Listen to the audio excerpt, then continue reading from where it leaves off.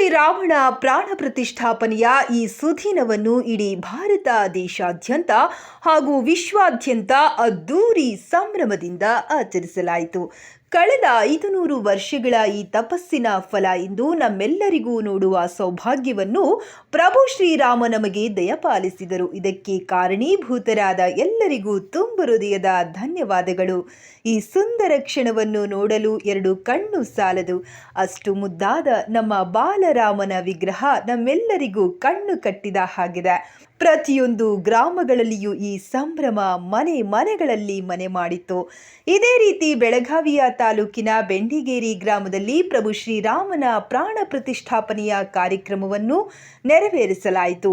ಆಂಜನೇಯ ಸ್ವಾಮಿಯ ಮಂದಿರದಲ್ಲಿ ವಿಶೇಷ ಪೂಜೆ ಅಭಿಷೇಕ ಮಾಡುವ ಮೂಲಕ ಇಡೀ ಊರಿನ ಗ್ರಾಮಸ್ಥರು ಯುವಕರು ಭಾಗವಹಿಸಿದರು ಹಾಗೂ ಅನ್ನಪ್ರಸಾದವೂ ಏರ್ಪಡಿಸಲಾಗಿತ್ತು.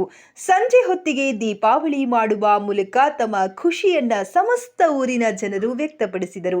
ಈ ಸಂಭ್ರಮ ಸುತ್ತಮುತ್ತಲಿರುವ ಹಿರೇಬಾಗೇವಾಡಿ, ಗಜಪತಿ, ವಡಸ್ ಇನ್ನು ಮುಂತಾದ ಗ್ರಾಮಗಳಲ್ಲಿಯೂ ಈ ಸಂಭ್ರಮ ಮನೆ ಮಾಡಿತ್ತು. ಎಲ್ಲರೂ ಕೂಡ ಪ್ರಭು ಶ್ರೀರಾಮನ ಆಶೀರ್ವಾದ ಪಡೆದು ಎಲ್ಲರೂ ಜೈ ಶ್ರೀರಾಮ್ ಎಂಬ ಘೋಷಣೆಯನ್ನು ಮೊಳಗಿಸಿದರು.